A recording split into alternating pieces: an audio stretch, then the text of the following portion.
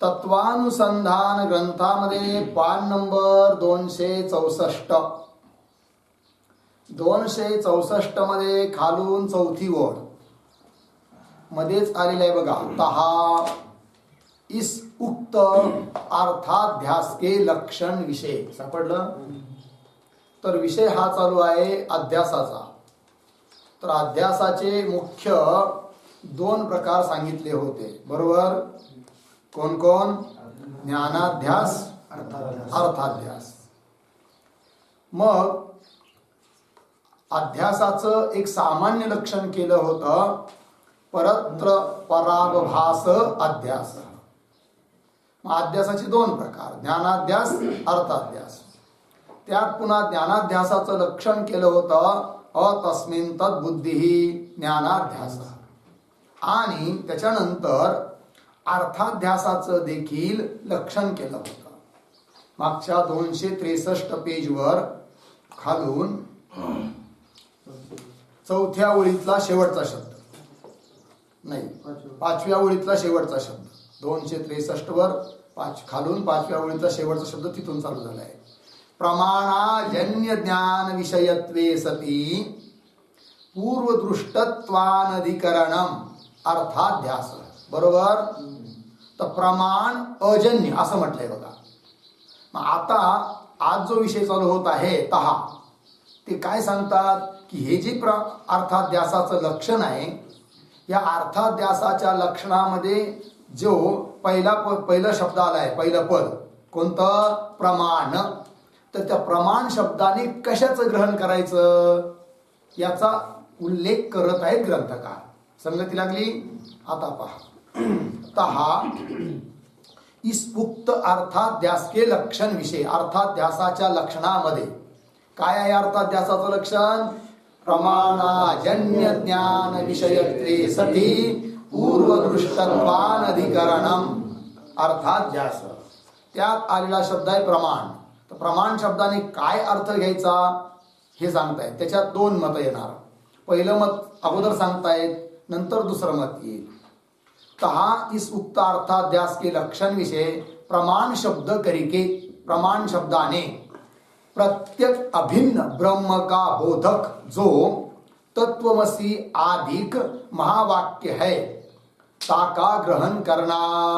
प्रमाण शब्दाने ग्रहण करायचं कशाचं? तत्वमसी अधिक महावाक्याचं. की ज्या तत्वमसी महावाक्यामध्ये प्रत्येक अभिन्न ब्रह्माचा बोध केलेला आहे. प्रत्येक अर्थात अंतरात्मा, अर्थात साक्षी, त्याच्याशी अभिन्न आहे ब्रह्म, याचा बोध, याचा उपदेश केलेला आहे महावाक्यात. कोणतं? तत्वमसी. तर तत्वमसी इत्यादिक जे महावाक्य आहेत त्या महावाक्याचं ग्रहण करायचं प्रमाण शब्दाने. लागला अर्थ? पहा. प्रमाण शब्द करिके प्रत्येक अभिन्न ब्रह्मबोधक जो तत्वमसी अधिक महावाक्य है ताका ग्रहण करना. ठीक. तीस महावाक्य रूप प्रमाण करके अजन्य. आता प्रमाण अजन्य ना, तर प्रमाण शब्दाने कोण घेतलं? महावाक्य. तर महावाक्य रूप प्रमाणापासून अजन्य उत्पन्न न झालेलं ज्ञान. प्रमाण अजन्य ज्ञान विषय असं पद आहे की नाही. तर महावाक्य रूप प्रमाणापासून जे ज्ञान उत्पन्न झालेलं नाही अशा ज्ञानाचा विषय असावा. आणि पूर्वदृष्टत्व धर्माचं अनधिकरण असावा. अशी जी वस्तू तिला म्हणायचं काय? अर्थाध्यास. पंक्ती लागते की नाही? पंक्ती पहा. ताका ग्रहण करना. तीस महावाक्य रूप प्रमाण करके अजन्य जो वृत्ती अभिव्यक्त चैतन्य रूप ज्ञान आहे. आता वृत्ती अभिव्यक्त चैतन्य रूप जे ज्ञान, हे ज्ञान घ्यायचं. आता कोणत्या पदाने? प्रमाण अजन्य ज्ञान. ज्ञान शब्दाने कोणतं ज्ञान येईल मग? की जे तत्वमसी अधिक प्रमाणापासून उत्पन्न झालेलं नाही असं ज्ञान. मग कोणतं ज्ञान? वृत्तीमध्ये अभिव्यक्त रूप ज्ञान. वृत्तीमध्ये अभिव्यक्त चैतन्य रूप ज्ञान. म्हणजे कसं? अयम घटः, अयम पटः, इदम रजतम, अयम मनुष्य, हे सारे ज्ञान. मग त्या ज्ञानाचा विषय व्यावहारिक ज्ञान पण आलं, प्रातिभासिक ज्ञान पण आलं, रजताचं वगैरे. ठीक आहे ना, कारण हे काही प्रमाणापासून उत्पन्न झालेले नाहीये. तत्वमसी वगैरे प्रमाणापासून उत्पन्न झाले नाहीये.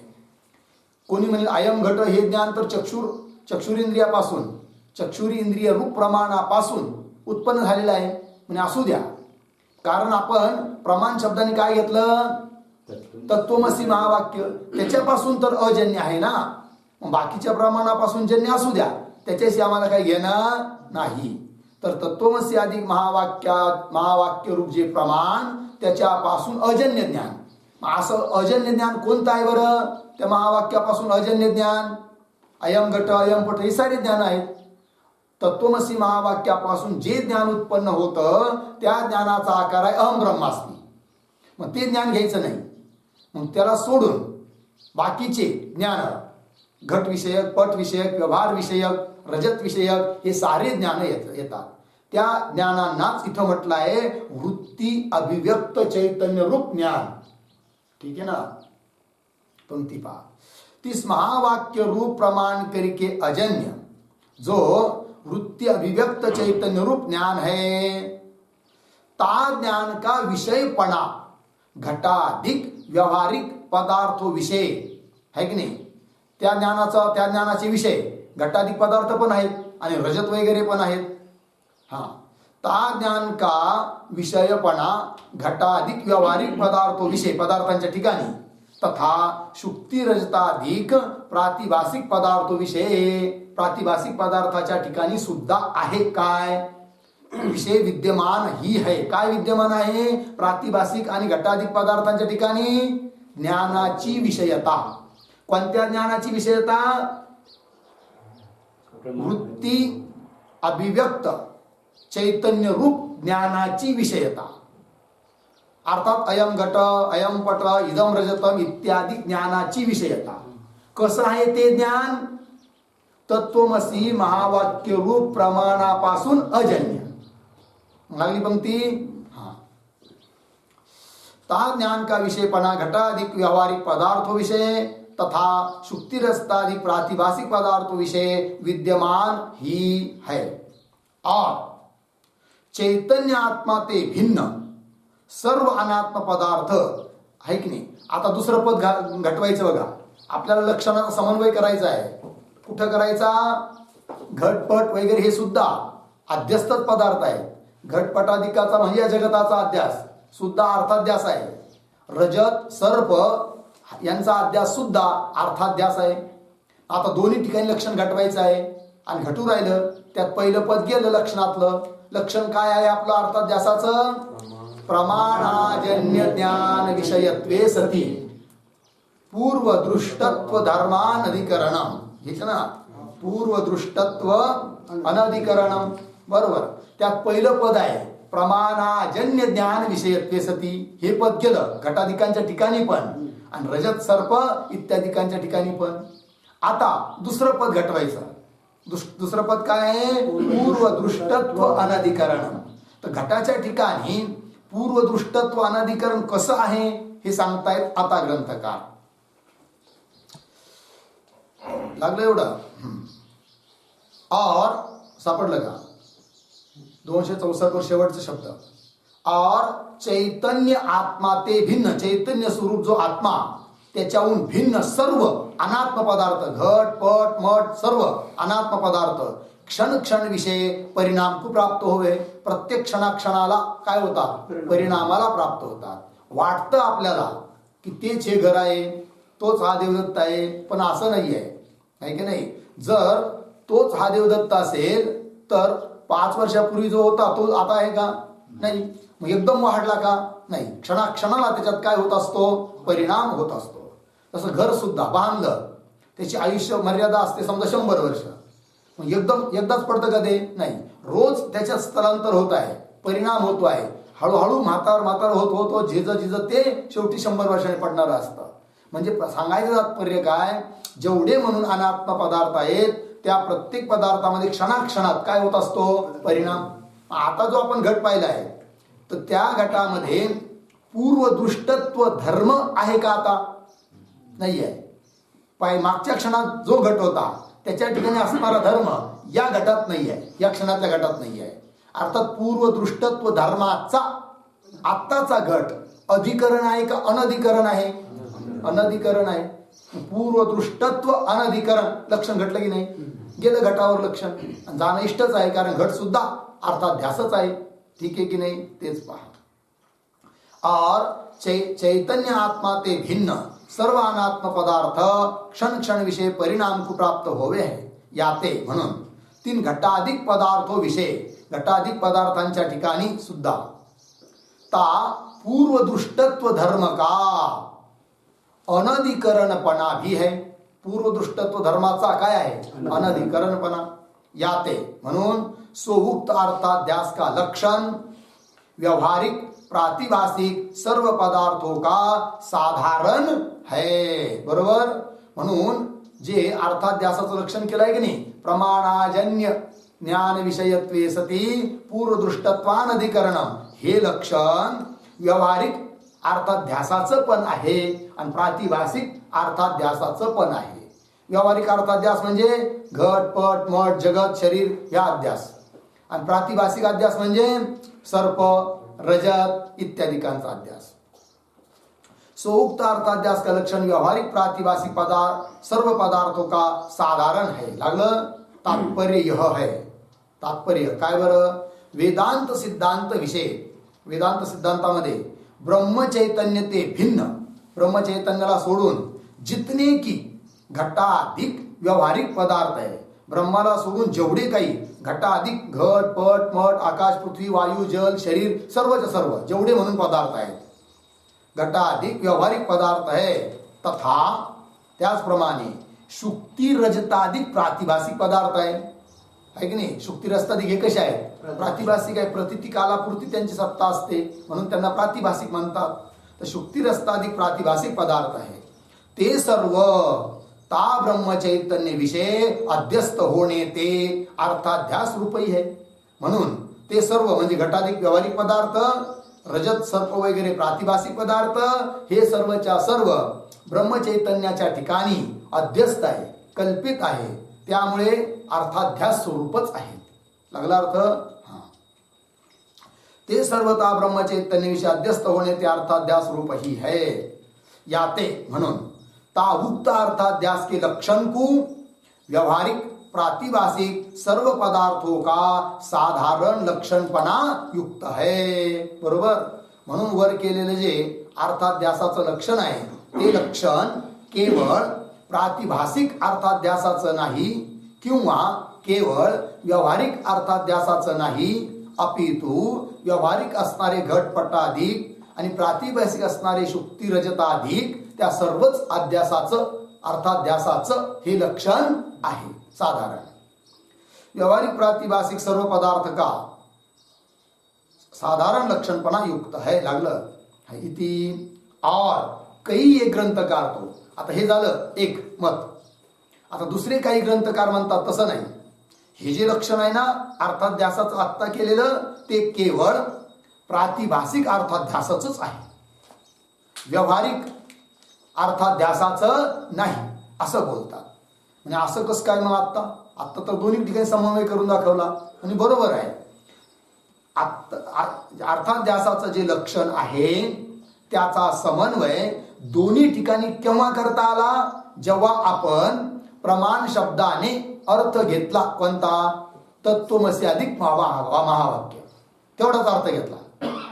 प्रत्यक्ष अधिक प्रमाण असा अर्थ घेतला नाही. पण आता प्रातिभासिक अर्थाध्यासाचंच ते केवळ लक्षण आहे असा जर विचार करायचा असेल तर त्या लक्षणामध्ये आलेला जो प्रमाण शब्द त्या प्रमाण शब्दाने केवळ तत्वमसी रूप प्रमाण घेता येणार नाही.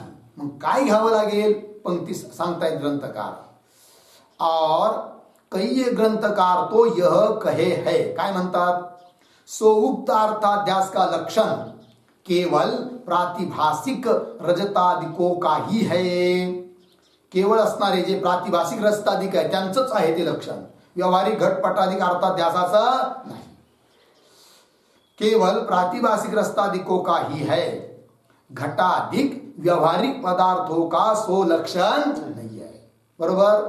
याते म्हणून ता लक्षण विषय स्थित, ता लक्षण विषय त्या लक्षणामध्ये म्हणजे कोणत्या, अर्थात ध्यासाच्या लक्षणामध्ये स्थित विद्यमान जे पद प्रमाण, पंक्ती पहा या ते ता लक्षण विषय स्थित प्रमाण शब्द करिके म्हणजे प्रमाण शब्दाच्या द्वारे तत्वमसी अधिक प्रमाण का ग्रहण नहीं करना, आहे की नाही. तत्वमसी प्रमाण शब्दाने तत्वमसी एवढे एकच प्रमाणाचं ग्रहण नाही करायचं. मग कशाचं ग्रहण करायचं हो, किंतु ता प्रमाण शब्द करिके अज्ञात अर्थबोधक प्रत्यक्षाधिक प्रमाण का ही ग्रहण करना. ठीक आहे ना.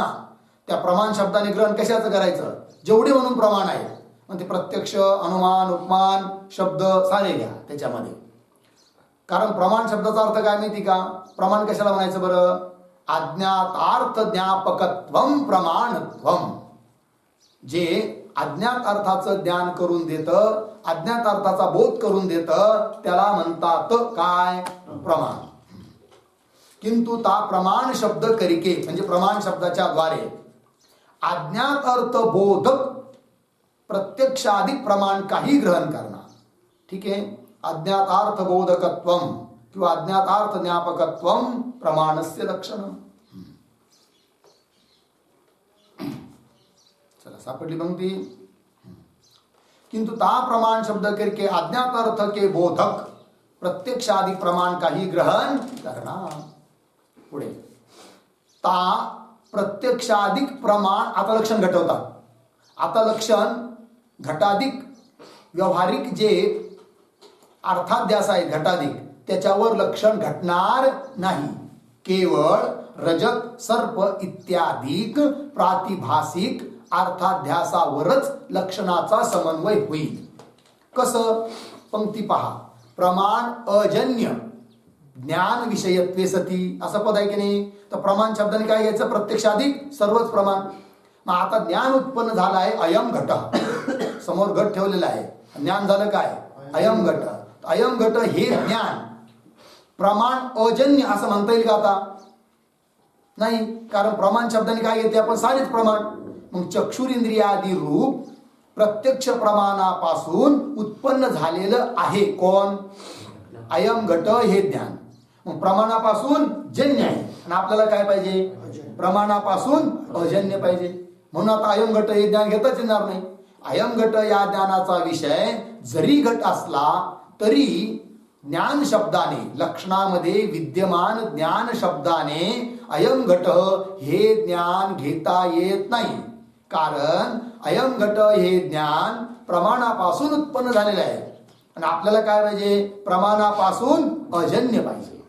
बरोबर आहे की नाही. अर्थात घटपट इत्यादी व्यावहारिक अर्थाध्यासावर लक्षणाचा समन्वय होणार नाही आणि रजत सर्प इत्यादिकावर लक्षणाचा समन्वय होईल. कारण ध्यान द्या, जसं इदम रजतम हे ज्ञान आहे, तर इदम रजतम हे ज्ञान प्रमाणापासून जन्य आहे का अजन्य आहे, प्रमाणापासून अजन्य आहे. भ्रमज्ञान हे कोणत्याही प्रमाणापासून उत्पन्न झालेलं नसतं. मग इदम रजतम हे ज्ञान प्रमाण अजन्य आहे का प्रमाणजन्य आहे, प्रमाण अजन्य आहे. प्रमाण अजन्य असं ज्ञान कोणतं ज्ञान, इदम रजतम हे ज्ञान. आणि त्या इदम रजतम या ज्ञानाचा विषय रजत आहे की नाही, रजत आहे. पहिलं पद गेलं. दुसरं पद पूर्वदृष्टत्व अनाधिकरण. रजताचा भास होण्याच्या अगोदर पूर्वदृष्ट धर्म होता कोणता, शुक्तित्व. त्या शुक्तित्वाचा अनधिकरण आहे कोण, रजत. लक्षणाचा समन्वय झाला. मग आता ह्या लक्षणाचा समन्वय कुठे झाला, रजताधिकाच्या ठिकाणी, अर्थात प्रातिभासिक अर्थाध्यासाच्या ठिकाणी. म्हणून हे लक्षण केवळ कशाचं मानायचं, प्रातिभासिक अर्थाध्यासाचं, व्यवहारिक अर्थाध्यासाचं नाही. पण असं केव्हा संभव झालं की प्रमाण शब्दाने केवळ तत्वमसी वाक्य रूप प्रमाणाचं ग्रहण न करता जेवढे म्हणून प्रमाण आहे त्या साऱ्यांचंच ग्रहण केलं. म्हणून हे लक्षण ठरतं कशाचं, प्रातिभासिक अर्थाध्यासाचं. बरोबर. ह्या लक्षणामध्ये जे पद आहे प्रमाण, त्याने आपण कोणत्या अर्थाचं ग्रहण करतो त्याच्यावर अवलंबून आहे. जर केवळ तत्वमसी महावाक्याचं ग्रहण केलं तर लक्षण हे साधारण व्यवहारिक प्रातिभासिक अर्थाध्यासाचं. प्रमाण शब्दाने साऱ्याच प्रमाणाचं ग्रहण केलं तर हे अर्थाध्यासाचं लक्षण केवळ प्रातिभासिक अर्थाध्यासाचं. समन्वय झाला. पंक्ती पहा. किंतु ता प्रमाण शब्द करिके अज्ञातार्थ बोधक प्रत्यक्षादि प्रमाण काही ग्रहण करना. ता प्रत्यक्षाधिक प्रमाण अजन्य ज्ञान का विषयपणा. प्रत्यक्षाधिक प्रमाणापासून अजन्य उत्पन्न न झालेलं असं ज्ञान, त्या ज्ञानाचा विषयपणा केवळ शुक्तिरस्ताधिक प्रातिभासिक पदार्थो विषयी है. शुक्तिरस्ताधिक म्हणजे रजत सर्प इत्यादी प्रातिभासिक पदार्थावरच आहे ज्ञान विषयत्व. ठीक. घटाधिक व्यावहारिक पदार्थ विषय आहे नाही. घटाधिक व्यावहारिक पदार्थ ते ज्ञानाचे विषय नाहीत का? आहेत. पण कोणत्या ज्ञानाचे विषय आहेत? घटाधिक ज्ञानाचे विषय आहेत. कोणत्या ज्ञानाचे विषय आहेत? घटाधिक प्रमाणजन्य ज्ञानाचे विषय आहेत. आणि आपल्याला काय पाहिजे? प्रमाण अजन्य ज्ञानाचे विषय. हा, घटाधिक व्यावहारिक पदार्थ विषय आहे नाही. या ते प्रातिभासिक शुक्तिरस्तादी रूप अर्थाध्यास काही सोउक्त लक्षण आहे. म्हणून या ग्रंथकारांच्या मतामध्ये वर केलेल्या अर्थाध्यासाचं लक्षण केवळ प्रातिभासिक शुक्तिरस्तादी रूप अर्थाध्यासाचंच आहे. सोउक्त लक्षण आहे. इथे लागलं एवढं. चला. अब ताउक्त अर्थाध्यास का विभाग वर्णन करे है. आता झालं. आतापर्यंत ज्ञानाध्यासाचं लक्षण केलं. अध्यासाचे मुख्य दोन भेद सांगितले. ज्ञानाध्यास, अर्थाध्यास. त्या ज्ञानाध्यासाचंही लक्षण झालं, अर्थाध्यासाचंही लक्षण झालं. बरोबर. आता त्या अध्यासाच्या दोन प्रकारापैकी जो दुसरा प्रकार आहे अर्थाध्यास, त्याचा विभाग. ठीक आहे. अब ता उक्तार्थाध्यास का विभाग वर्णन करे है. तहा सो उक्तार्थाध्यास प्रातितिक व्यवहारिक इस भेद करके दो प्रकार का होवे है. अर्थाध्यासाचे दोन भेद. प्रातितिक, प्रातितिकलाच दुसरं नाव आहे प्रातिभासिक. सांगणार आहे ग्रंथकार. ठीक आहे. रजताचा वगैरे अध्यास. आणि व्यवहारिक म्हणजे घटपट आदी पदार्थ जगत, हा व्यवहारिक अर्थाध्यास आहे. ठीक. अध्यासाचे मुख्य दोन भेद कोण कोण? अध्यास, ज्ञानाध्यास, अर्थाध्यास. त्या अर्थाध्यासाचे दोन भेद कोण कोण? प्रातितिक अर्थाध्यास, व्यवहारिक अर्थाध्यास.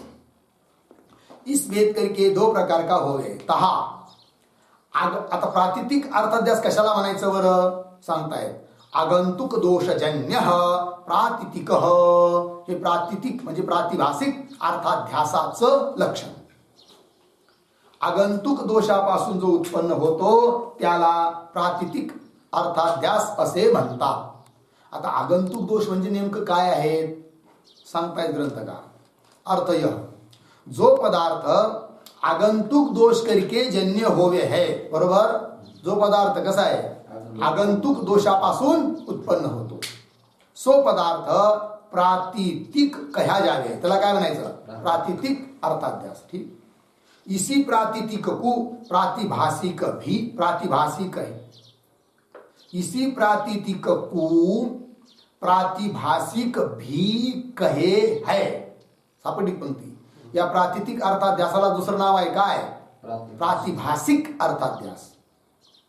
जैसे शुक्ति विषय रजत तथा रज्जु विषय सर्प तथा मरुभूमि विषय जल है की नाही, मृगजळ इत्यादी पदार्थ आगंतुक दोष करके जन्य होणे ते आगंतुक दोषापासून उत्पन्न होणारे असल्यामुळे प्रातितिक कहे जावे. म्हणून हे सर्व प्रातितिक अर्थाध्यासाचे उदाहरण आहेत.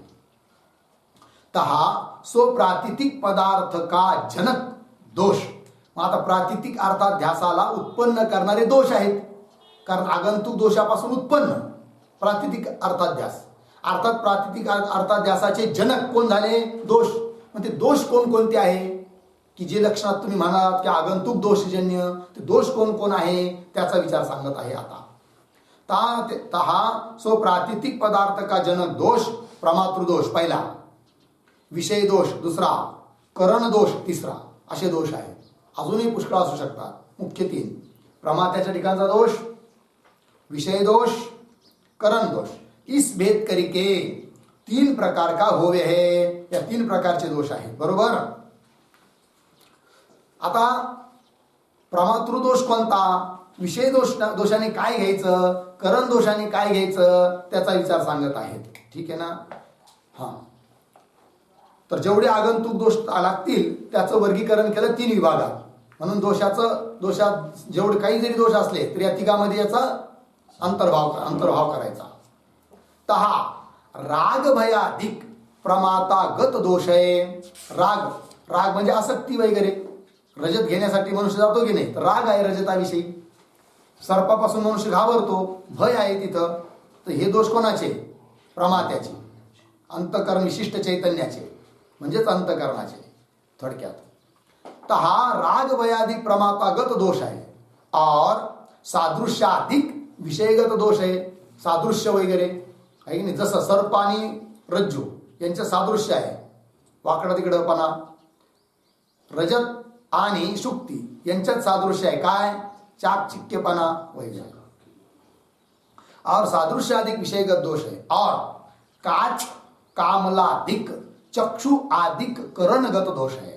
काच कामलाधिक म्हणजे मोतीबिंदू वगैरे डोळ्यामध्ये येतात ना, किंवा कोणाला कावीळ झाला, सारं जग पिवळं दिसायला लागतं, तर चक्षुगत दोष आहे, करणगत दोष आहे. काच कामलाधिक चक्षु अधिक करणगत दोष आहे. बरोबर. काही माणसांना एका माणसाचे किती दिसतात, दोन. समोर दोन असेल तर किती दिसतात, चार. कोणता दोष, काच कामलाधिक दोष आहे, चक्षुमध्ये करणगत दोष आहे. इस प्रकार के तीन दोषो करिके जन्य होणे ते, अशा प्रकारच्या या दोषापासून उत्पन्न झालेला असल्यामुळे ते शुक्तिरस्ताधिक प्रातितिक अर्थाध्यास स्वरूप आहे. म्हणून शुक्तिरस्ताधिक कसे आहे, प्रातितिक अर्थाध्यास स्वरूप आहे. और लागलं. और व्यावहारिक काय सांगतात, प्रातितिक भिन्न व्यावहारिक. ठीक आहे ना. प्रातितिक अध्यासाहून भिन्न जे अध्यास त्याला म्हणायचं काय, व्यावहारिक अर्थाध्यास. प्रातितिक म्हणजे आगंतुक दोषजन्य, मग प्रातितिक भिन्न म्हटलंय, मग याचा अर्थ काय निघेल बरं, की जे अध्यास आगंतुक दोषापासून उत्पन्न झालेले नाही त्यांना म्हणायचं काय, व्यावहारिक अर्थाध्यास. ठीक आहे. प्रातितिक भिन्न व्यावहारिक अर्थ यह आगंतुक दोषजन्य प्रातितिक पदार्थ ते भिन्न जो पदार्थ है सो व्यावहारिक कहा जावे है की नाही. आगंतुक दोषापासून उत्पन्न जे रजत वगैरे, ठीक आहे ना, रजत, सर्प, स्वप्न, हे सर्व त्याच्याहून भिन्न असे जे पदार्थ घटपटाधिक त्यांना म्हणायचं काय, व्यावहारिक अर्थाध्यास. आगंतुक दोषजन्य प्रातितिक पदार्थ ते भिन्न जो पदार्थ है सो व्यावहारिक कहा जावे. लागलं. जैसे उदाहरण, आकाश ते आदिले के घट पर्यंत पदार्थ व्यावहारिक अर्थाध्यास रूप है. आकाश आहे की नाही, त्या महामायेपासून उत्पन्न झालंय आकाश. नंतर वायू वगैरे, अग्निजल, पृथ्वी, पंचमहाभूताचं कार्य, घट पट वगैरे. तर आकाशापासून घटाधिकापर्यंत हा सर्व अध्यास कसा आहे, व्यावहारिक अर्थाध्यास आहे. जैसे आकाश ते आदि लेके घट पर्यंत पदार्थ व्यावहारिक अर्थाध्यास रूप है. लागलं.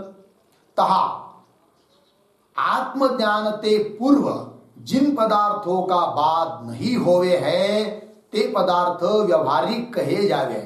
व्यावहारिक पदार्थ म्हणजे काय, याची परिभाषा. कोणत्या पदार्थांना व्यावहारिक पदार्थ म्हणतात, आत्मज्ञान होण्याच्या अगोदर ज्या पदार्थांचा बाध होत नाही त्या पदार्थांना म्हणायचं काय, व्यावहारिक. जसं घट पट हे जगत आत्मज्ञान झाल्यावर त्याचा काय होतो, बाध होतो म्हणजे मिथ्या ठरतात. आत्मज्ञान होण्याच्या अगोदर खऱ्या अर्थाने बाध असा निश्चय झाला तरी खऱ्या अर्थाने बाध होत नाही, निषेध होत नाही त्यांचा, आहे की नाही. मग आत्मज्ञान होण्याच्या अगोदर ज्यांचा बाध होत नाही त्यांना म्हणायचं काय, व्यावहारिक. याच अनुषंगाने सांगा बरं आता प्रातिभासिक पदार्थ कशाला म्हणणार तुम्ही. बरोबर आहे. आत्मज्ञान होण्याच्या पूर्वी अगोदरच ज्यांचा बाध होतो त्याला म्हणायचं प्रातिभासिक. रज्जूवर भासणारा सर्प त्याचा बाध करण्याकरिता आत्मज्ञान प्राप्त व्हावं लागतं का, नाही. आत्मज्ञान न होता देखील शुक्तीच्या रज्जूच्या ज्ञानाने सर्पाचा वाद होतो, शुक्तीच्या ज्ञानाने रजताचा वाद होतो. ठीक. तो आत्मज्ञान ते पूर्व जिन पदार्थों का बाद नहीं होवे हैं ते पदार्थ व्यवहारिक कहे जावे है. लागलं. और आत्मज्ञान ते पूर्व ही म्हणजे आत्मज्ञान होण्याच्या अगोदरच जिन पदार्थों का बाद होवे हैं ते पदार्थ प्रातितिक तथा प्रातिभासिक कहे जावे. अशा त्या पदार्थांना म्हटल्या जातं काय? प्रातितिक किंवा प्रातिभासिक. ठीक आहे. झालं एवढं. आता चला पुढे. और कई एक ग्रंथकार तो ता प्रातिभासिक व्यवहारिक अर्थाध्यास का या प्रकार का साधारण लक्षण कहे है. आता काही काही ग्रंथकार काय करतात? लक्षण करतात अर्थाध्यासाचं. कोणत्या अर्थाध्यासाचं? दोन्हींचं पण मिळून साधारण लक्षण असं लक्षण करतात की जे लक्षण प्रातिभासिक अर्थाध्यासावर जातं. पुन्हा तेच लक्षण व्यवहारिक अर्थाध्यासावर देखील समन्वित होतं. असं लक्षण करतात काही ग्रंथकार. काय आहे ते लक्षण? काय आहे त्याचं स्वरूप? तर सांगत आहे बघा. आणि वर ज्या अर्थाध्यासाचं लक्षण केलं आहे ना, प्रमाणाजन्यत्व सती इत्यादी, ते पण साधारण बी होऊ शकतं, पण तिथंच अभिप्राय समजून घ्यावा लागतो. प्रमाण शब्दाने कोण घ्यायचं आणि कोण नाही घ्यायचं. पण आता असं नाही. हे ग्रंथकार असं एक लक्षण करतात की जी दोन्ही ठिकाणी काय होणार? समन्वित होणार. पंक्ती पहा. और कई ये ग्रंथकार तो ता प्रातिभासिक व्यवहारिक अर्थाध्यास का या प्रकार का साधारण लक्षण कहे है. काय बरं? दोष संप्रयोग संस्कारजन्यत्वम अध्यासत्वम. बोला.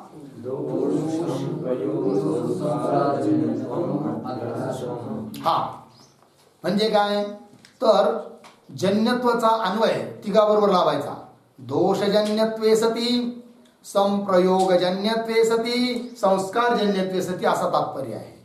म्हणजे दोषापासून उत्पन्न झालेला, त्याचप्रमाणे संप्रयोगापासून उत्पन्न झालेला, तसंच संस्कारापासून उत्पन्न झालेला जो अध्यास त्याला म्हणायचं काय? अध्यास, अर्थाध्यास. साधारण याचा अर्थ केवळ दोषजन्य जो तो अर्थाध्यास असा नाही, तिघ एकत्रच आहे. ते दोषजन्य पण असावा, संप्रयोगजन्य पण असावा, संस्कारजन्य पण असावा. त्याला म्हणायचं काय? अर्थाध्यास. किंवा याचे दोन विभाग करता येतात. कसे? सांगतायत ग्रंथकार. अर्थ देतात अगोदर. अर्थय. आता संप्रयोग म्हणजे काय वगैरे सर्व खुलासा होऊ राहिला. लक्षणाचा समन्वय पण केला जाईल. अर्थय पूर्वोक्त दोष. पूर्वोक्त दोष म्हणजे कोणते? प्रमातृगत दोष, प्रमात्याच्या ठिकाणी असणारे दोष, विषयाच्या ठिकाणी असणारे दोष आणि करणाच्या ठिकाणी असणारे दोष. ठीक. पूर्वोक्त दोष तथा शुक्ती आदिक अधिष्ठान के. आता हे झालं पूर्वोक्त दोष. दोष शब्दाने कोण घ्यायचे हे झालं. पुढे प्रयोग आलाय संप्रयोग. संप्रयोग शब्दाने काय घ्यायचं हे सांगू राहिले पाहता. तथा शुक्ती आदिक अधिष्ठान के साथी चक्षु आदिक इंद्रिय का संबंध रूप संप्रयोग. त्याला म्हणायचं संप्रयोग. बरोबर. शुक्ती आदिक, शुक्ती रज्जू वगैरे जे अधिष्ठान आहे त्या अधिष्ठानाबरोबर जो चक्षुराधिक इंद्रियांचा संयोग, संबंध. चक्षुराधिक इंद्रिय का संबंध. संबंध सामान्य शब्द. संयोगच पाहिजे असं नाही, संबंध पाहिजे. कुणाचा कुणाबरोबर? शुक्ती आदिक अधिष्ठानाबरोबर चक्षु आदिक इंद्रियांचा जो संबंध, त्या संबंधाला म्हणतात काय? संप्रयोग. अशा संप्रयोगापासून उत्पन्न. ठीक. संप्रयोग. तथा आणखीन पुढचा अर्थ ना संस्कारजन्यत्व. पंक्ती पहा. तथा देशांतरीय रजतादिको के अनुभव जन्य संस्कार. आहे की नाही? आता इथं अध्यास उरायला ही रजत सोडा, परंतु अन्य कुठंतरी त्या रजताचा काय घेतलेला आहे? अनुभव घेतलेला आहे खऱ्या रजताचा. ठीक आहे ना? तर देशांतरीय म्हणजे अन्य देशात विद्यमान असणार जे रजत, त्या रजतादिको के अनुभव, त्या अनुभवापासून उत्पन्न झालेला कोण? संस्कार. कळला तिसरा शब्द? इन तीनों करके जो जन्यपना है, या तिघापासून जे उत्पन्न होतं, यही तीन रजतादिको विषय अध्यस्तपणा आहे. या तिघापासून उत्पन्न होणं हाच त्या रजताधिकाच्या ठिकाणी अध्यासपणा आहे. आहे की नाही. अर्थात या अध्यासाचं लक्षण आहे. आणि समन्वय होतो त्याचा कुठं? रजताधिकाच्या ठिकाणी. यही तीन रजताधिको विषय अध्यस्तपणा आहे. लागलं एवढं. आता उदाहरण पहा. रजत आहे तर रजताचा अध्यास झाला की नाही. मग रजत हे दोषजन्य आहे की नाही. दोषजन्य आहे. चाकचक्य रूप दोष आहे. कोणता दोष आहे? चाकचक्य दोष हा कोणता दोष आहे? विषयगत दोष आहे. ठीक आहे ना. त्या दोषापासून जन्य आहे. संप्रयोग बी तिथं आहे. शुक्तीबरोबर अगोदर चक्षुरेंद्रियाचा काय झाला आहे? संबंध झाला आहे. संप्रयोग पण आहे.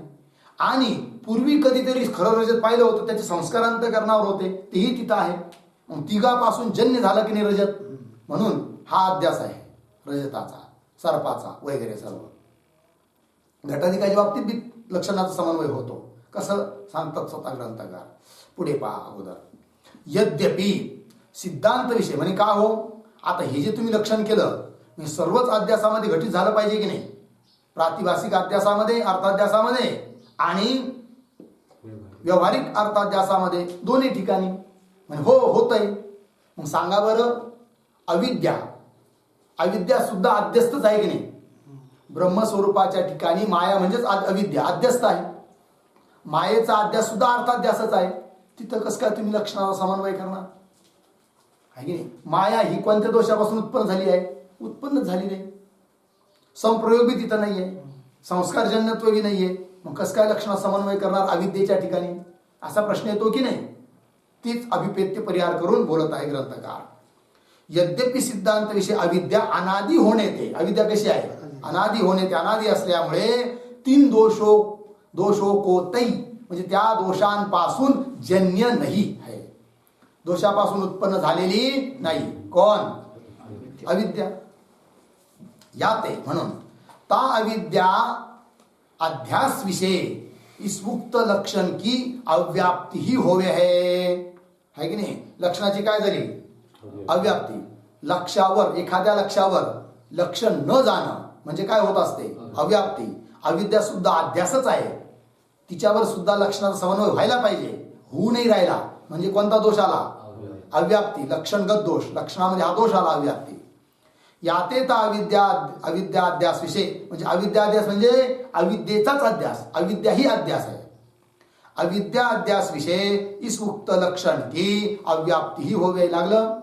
तथापि तरी पण यह उक्त लक्षण अंतकरणादि रूप कार्य अध्यस का ही है.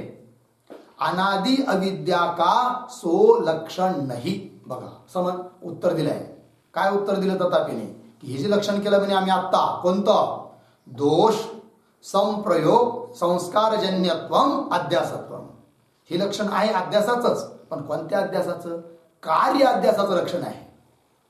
कारण अध्यासाचं लक्षण नाही आहे. अविद्येचा अध्यास हा कारण अध्यास आहे.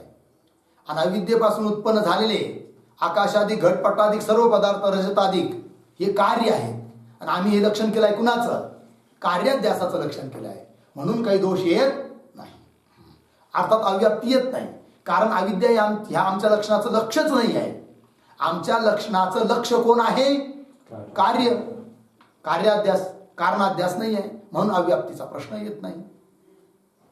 तथापि यह उक्त लक्षण अंतकरणादि रूप कार्याध्यास का ही है. लागलं. अनादि अविद्या का सो लक्षण नहीं. अनादि अशी जी अविद्या तिचं लक्षण नाही आहे. याते ता लक्षण का अलक्षरूप अविद्या विषय ता लक्षण की अव्याप्ती होवे नाही. लागला अर्थ. याते म्हणून ता लक्षण का. ता लक्षण का? आत्तावर केलेलं अध्यास्ताचं लक्षण. दोष, संप्रयोग, संस्कारजन्यत्व हे.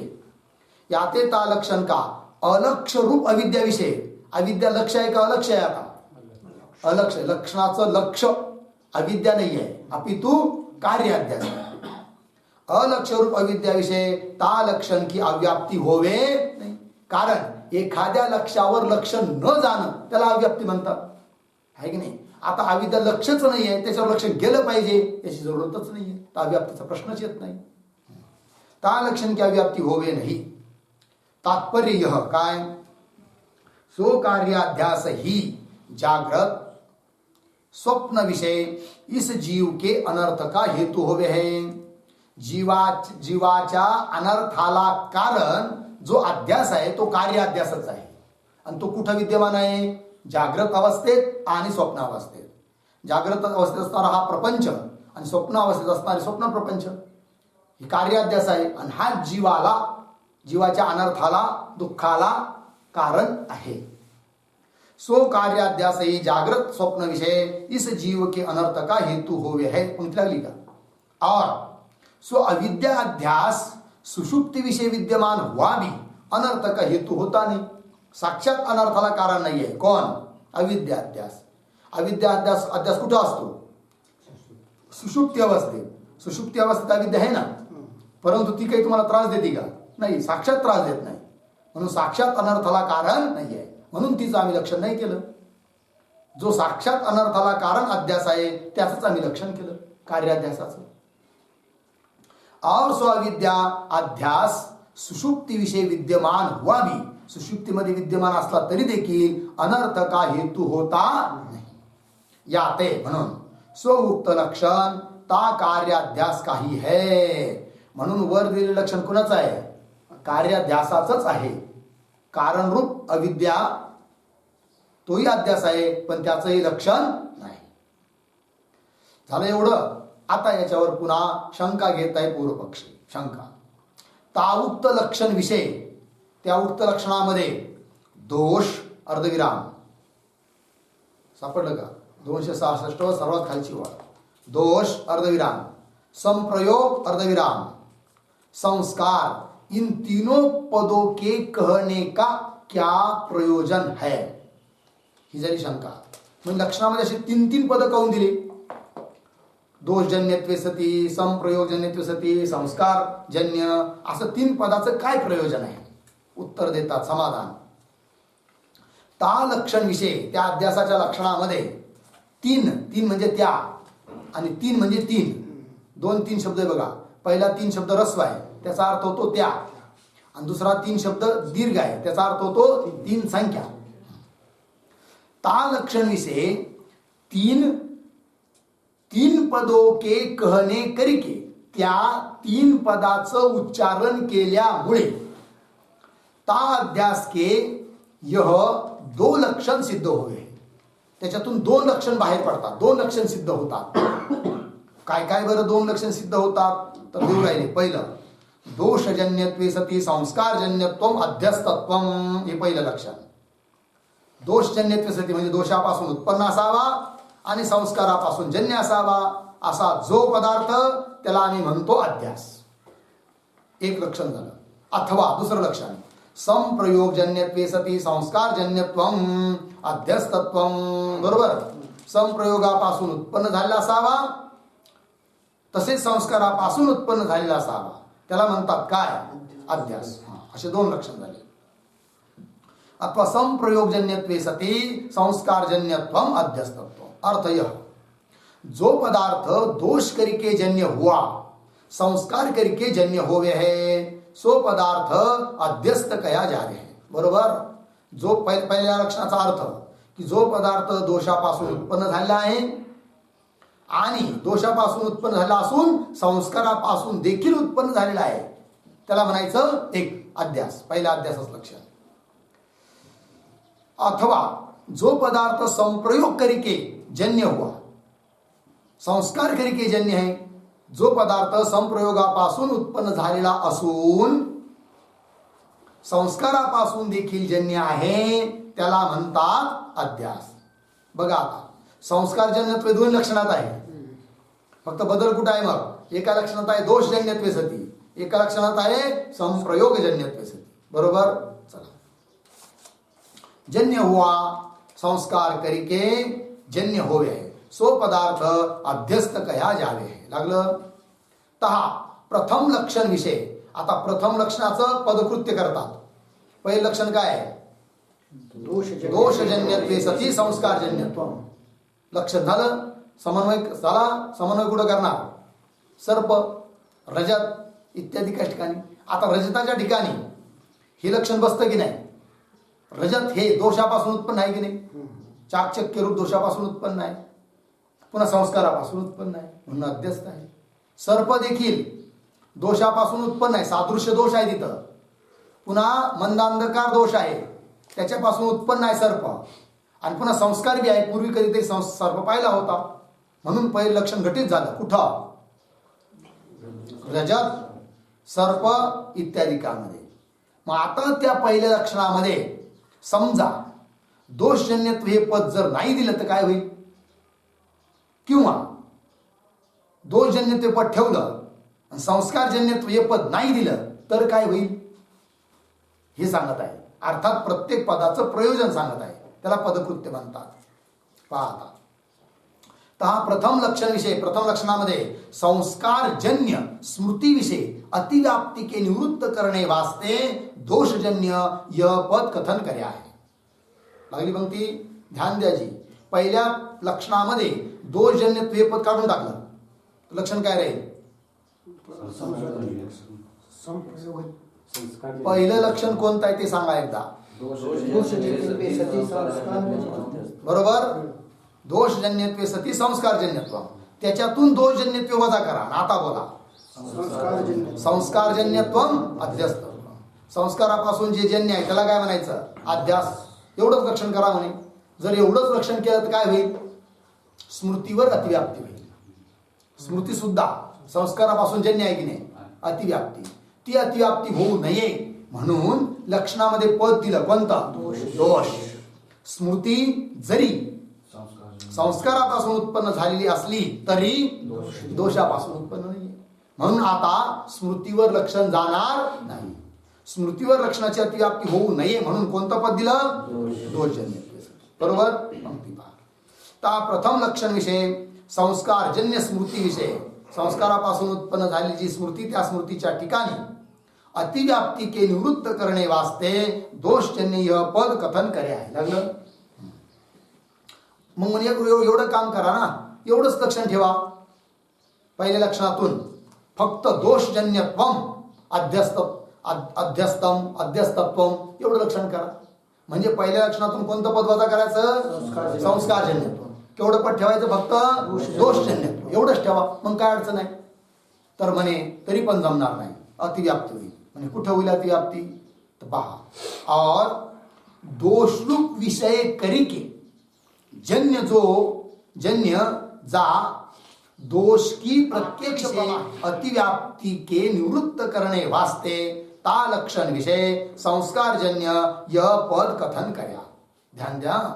बघा आता लक्षण काय बोला एकदा.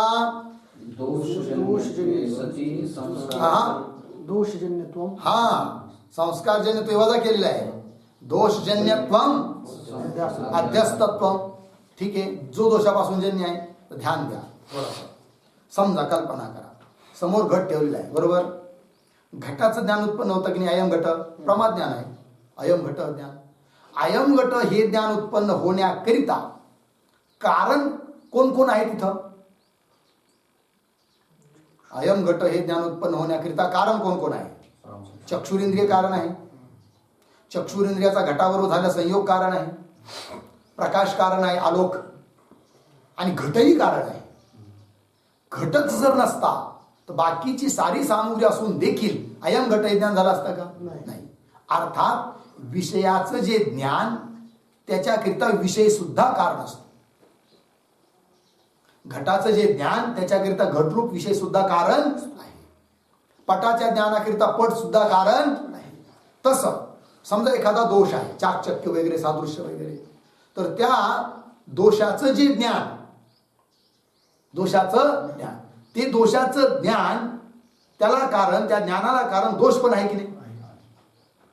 कारण ज्ञानाकरिता विषय हा काय असतो? कारण असतो. मग आता दोषजन्य एवढंच लक्षण आहे आपलं.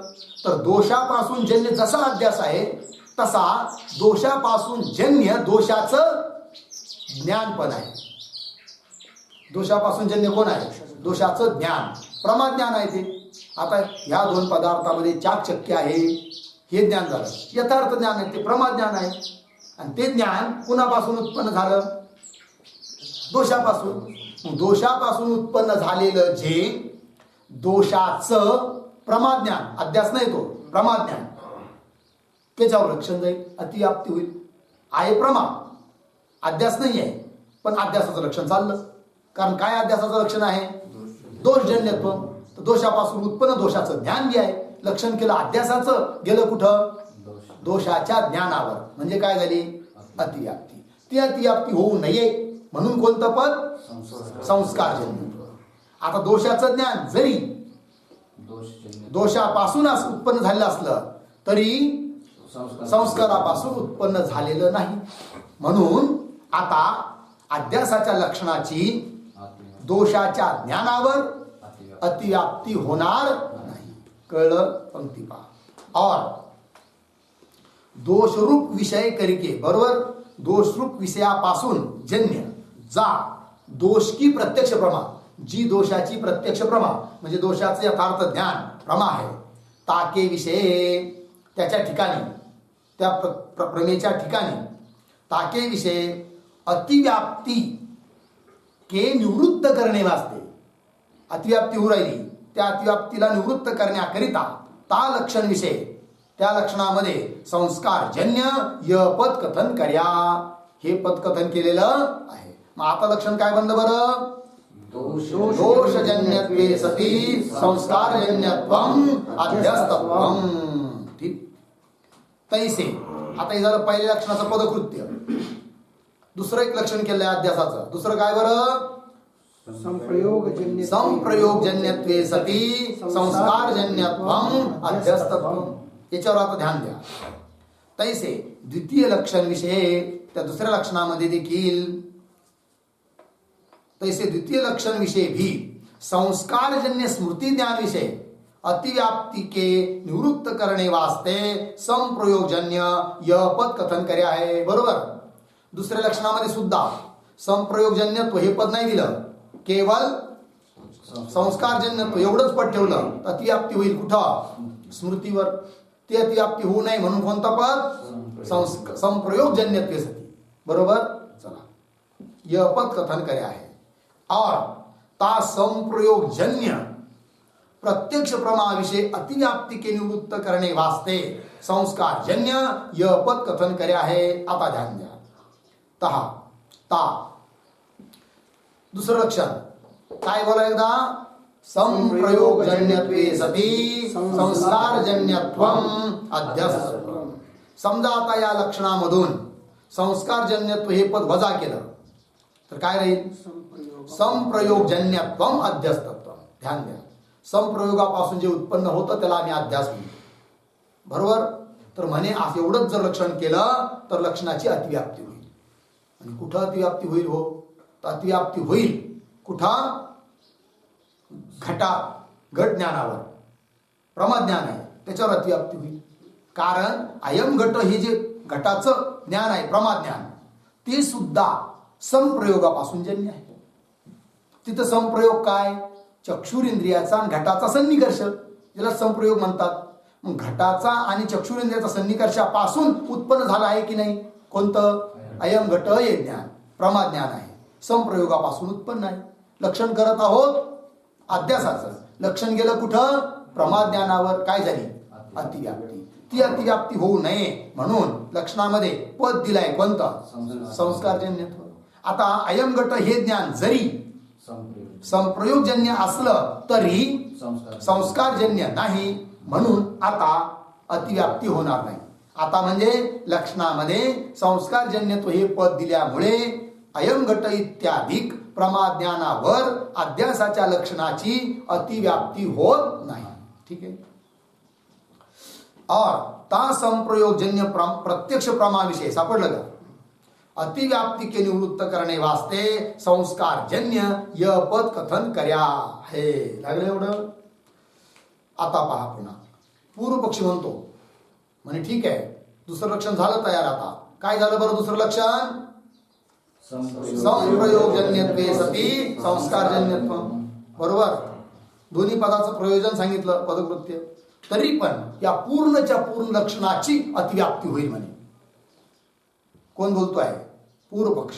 म्हणजे दुसऱ्या लक्षणाची अतिव्याप्ती दाखवतो तो.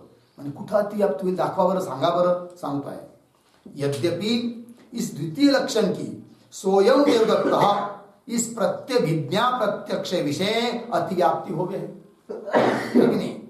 प्रतिभिज्ञा प्रत्यक्ष त्याचा आकार स्वयं देवदत्त. संस्कार स्वयं देवदत्त हे प्रतिभिज्ञा ज्ञान उत्पन्न होण्याकरिता संप्रयोग आहे की नाही. संप्रयोगजन्य आहे, कारण समोर देवदत्त आहे, त्याच्याबरोबर चक्षुरेंद्रियाचा सन्निकर्ष झाला आहे, अर्थात संप्रयोगापासून जन्य आहे. आणि पूर्वीचे संस्कार जे आहे स्वयं देवदत्त, पूर्वी कधीतरी त्याला पाहिलेलं आहे, मग संस्कारापासून सुद्धा जन्य आहे कोण? स्वयं देवदत्त हे प्रतिविद्या ज्ञान. संप्रयोगापासून पण जन्य आहे, संस्कारापासून पण जन्य आहे, अर्थात अध्यासाचं पूर्ण लक्षण या प्रमारूप प्रतिविज्ञा ज्ञानावर गेलं म्हणजे काय झाली? अतिव्याप्ती. यद्यपि इस द्वितीय लक्षण की स्वयं देवदत्त इस प्रतिविज्ञा प्रत्यक्ष विषय अतिव्याप्ती होवे है. जिस कारण ते का बर अतिव्याप्ती होते सांगताय. जिस कारण ते सा प्रतिविज्ञा, अर्धविराम द्या तिथं, सा प्रतिविज्ञा अलग अलग करा ते शब्द.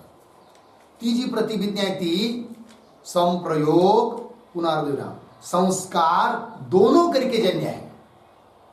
ती प्रतिविज्ञा संप्रयोगापासून पण जन्य आहे, संस्कारापासून पण जन्य आहे.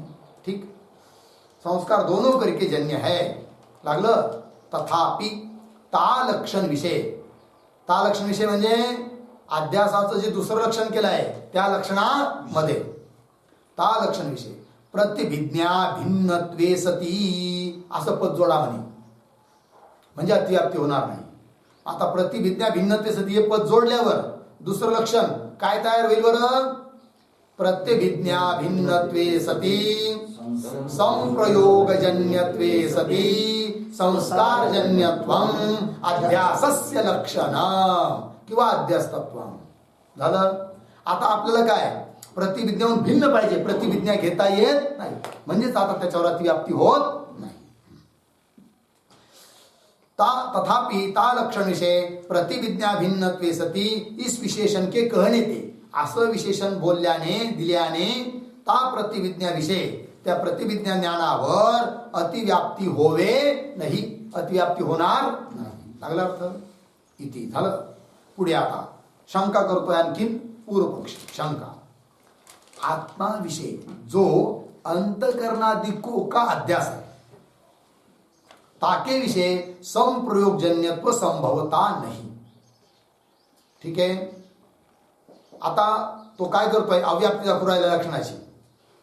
अंतकरणाचा हा सुद्धा काय आहे? अध्यासच आहे ना. अधिष्ठान कोण? आत्मा. अध्यास कुणाचा? अंतकरणाचा. आत्म्याच्या ठिकाणी अंतकरणाधिकाचा अध्यास आहे. आणि जर अंतकरण अध्यस्त आहे तर त्यावर सुद्धा लक्षणाचा समन्वय झाला पाहिजे, पण होणार नाही म्हणे. कसं काय बरं? तर अंतकरणाचा जो अध्यास आहे तो संस्कारजन्य आहे, बरोबर. कारण ह्या जन्मात जो आपल्याला अंतकरण आहे म्हणून अध्यास होऊ राहिला तर त्याला कारण संस्कार मागच्या जन्मातल्या अंतकरणाच्या अनुभवाचे, म्हणून संस्कारजन्य तर आहे हा अध्यास. कोणता? अंतकरणाचा अध्यास. पण संप्रयोगजन्य नाही आहे. संप्रयोग म्हणजे काय? इंद्रियाचा अधिष्ठानाबरोबर सन्निकर्ष. इंद्रिय चक्षु, अधिष्ठान आत्मा, दोन्हीचा सन्निकर्ष होतच नाही, आहे की नाही? कारण आत्मा हा अतिंद्रिय आहे, सन्निकर्ष होत नाही, अर्थात संप्रयोग तिथं नाही. अर्थात लक्षणाची काय झाली? अव्यक्ती. पंक्ती पहा. शंका आत्माविषयी जो अंतकरणादिको का अध्यास आहे ताके विषयी त्याच्या ठिकाणी संप्रयोगजन्यत्व संभवता नाही. जिस कारण ते का बरं संप्रयोग संभवत नाही? त्याचं कारण ज्या कारणाने की अधिष्ठान आत्मा के साथी, अधिष्ठान आत्म्याबरोबर चक्षु आदिक इंद्रियों का संबंध आहे नाही. चक्षु आदिक इंद्रिय संबंध आहे का? आत्म्याबरोबर नाही आहे, म्हणजेच काय नाही आहे? संप्रयोग नाही. अर्थात अंतकरणाचा अध्यास संप्रयोगजन्य नाही आहे. लक्षण जाणार नाही तिथं. आपल्याला काय पाहिजे? संप्रयोगापासून जन्य पण पाहिजे, संस्कारापासून जन्य पाहिजे, दोन्हीपासून जन्य पाहिजे. चक्षुआदिक इंद्रियों का संबंध आहे नाही याते, म्हणून ता अंतकरणादिको के अध्यास विषय, अंतकरणादिकाच्या अध्यासामध्ये ता उक्त लक्षण की अव्याप्ती ही होवे है. काय झाली? अव्याप्ती झाली. लक्षात आलं? आता पहा समाधान. तहा संप्रयोग शब्द करिके. आता सिद्धांती उत्तर देऊ राहिले. सिद्धांती म्हणतात भावारे लक्षणाचा समन्वय होतो अंतकरणाच्या ठिकाणी सुद्धा. बरोबर? म्हणे कसं काय बरं? संप्रयोगजन्यत्वे सती संप्रयोग कुठं आहे तिथं? म्हणे ध्यान द्या. सिद्धांती म्हणतात बाबारे संप्रयोगजन्यत्वे सती संस्कारजन्यत्वे लक्षण आहे की नाही? तर संप्रयोग शब्दाचा एक अर्थ आम्ही तुला आतापर्यंत सांगितला. कोणता? इंद्रियाचा अधिष्ठानाधिकाबरोबर संबंध. पण तेवढा एकच अर्थ आहे संप्रयोग शब्दाचा असं नाही, आणखीन पण अर्थ आहे. कोणता काय अर्थ आहे मग संप्रयोग शब्दाचा दुसरा? तो सांगतायत आता ग्रंथकार. आणि अंतकरणाचा अध्यास, त्या अंतकरणाच्या ठिकाणी लक्षणाचा समन्वय करत असताना संप्रयोग शब्दाचा अर्थ तो पहिल्यावाला नाही घ्यायचा. आता आम्ही जो नवीन अर्थ सांगतो आहे तो घ्यायचा, म्हणजे लक्षणाचा समन्वय होऊन जातो. कळलं? काय मग दुसरा अर्थ आहे संप्रयोग शब्दाचा? सांगू राहिले ग्रंथकार. तर हा संप्रयोग शब्द करिके सापडलं का? संप्रयोग या शब्दाने अधिष्ठान आत्मा के सत्ताधिक सामान्य अंश का ज्ञान ही विवक्षित है. सापडलं? संप्रयोग शब्दाने काय? ध्यान द्या, सरळ आहे. अधिष्ठान कोण आहे? आत्मा. तर अधिष्ठानाचं सामान्य ज्ञान संप्रयोग शब्दाने घ्यायचं. बरोबर? अधिष्ठान कोण? आत्मा. त्याचं विशेष ज्ञान कसं असेल की जेव्हा समस्त अनात्म पदार्थाचा भाग होऊन सत चित आनंद स्वरूप मी आत्मा आहे हे झालं विशेष ज्ञान. आणि केवळ सत्ता रूपाने ज्ञान आहे या रूपाने ज्ञान ते कसं झालं? सामान्य ज्ञान. आणि अध्यासाकरिता सामान्य ज्ञान असावं लागतं. विशेष स्वरूपाचं अज्ञान, अधिष्ठानाच्या सामान्य रूपाचं ज्ञान आणि विशेष स्वरूपाचं अज्ञान. जसं सर्पाचं अधिष्ठान आहे रज्जू, त्या रज्जूचं सामान्य रूपाने ज्ञान पाहिजे आणि विशेष स्वरूपाचं अज्ञान पाहिजे. तर अध्यासाकरिता, अध्यास उत्पन्न होण्याकरिता अधिष्ठानाचं सामान्य रूपाने ज्ञान पण आहे पाहिजे आहे की नाही? पाहिजे आहे.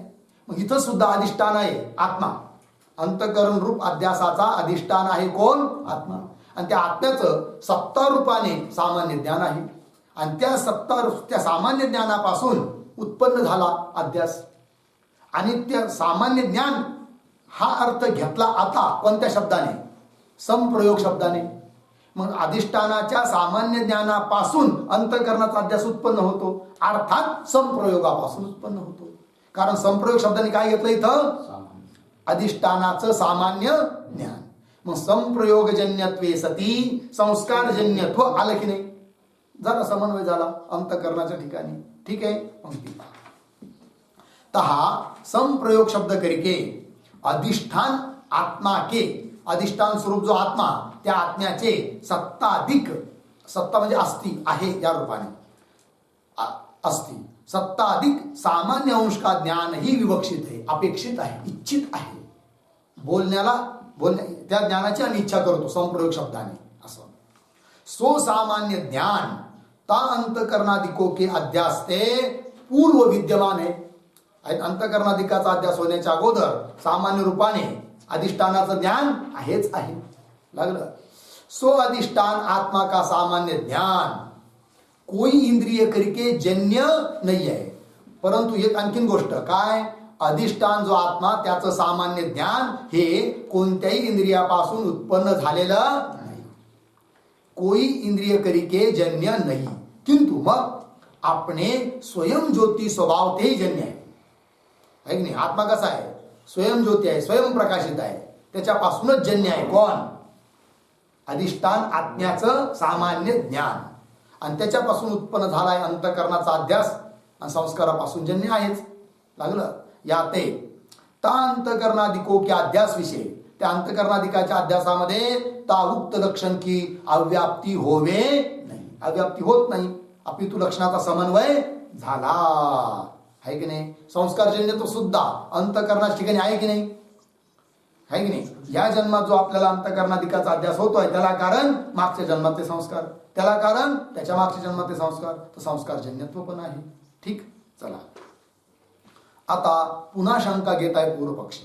शंका, पूर्व दोष को तथा संस्कार को रजतादि रूप अर्थ का जनकपना कहा, सो संभवता नहीं. जिस कारण ते ता दोष अर्धविराम संस्कार को रजतादिकों के ज्ञान का ही जनकपणा देखा है. बघा किती सुंदर आणि सूक्ष्मता घेऊन शंका केल्या जातात, उत्तर दिले जातात. फार सुंदर ग्रंथ आहे. ठीक आहे ना. शंका पहा. काय म्हणतो पूर्वपक्षी, ध्यान द्या. रजताचा अध्यास आहे की नाही? रजत अध्यस्तच आहे ना, अर्थाध्यास आहे रजताचा. आणि रजताचं ज्ञान तेही अध्यस्त आहे की नाही? पण रजताचा जो अध्यास आहे अर्थाध्यास, त्याच्यावर हे लक्षण जाणार नाही म्हणे. कोणतं लक्षण? दोषजन्यत्वे सती संस्कारजन्यत्वम. बरोबर. आणि कसं काय? तर दोषापासून उत्पन्न असून संस्कारापासून उत्पन्न रजत आहे का रजताचं ज्ञान आहे?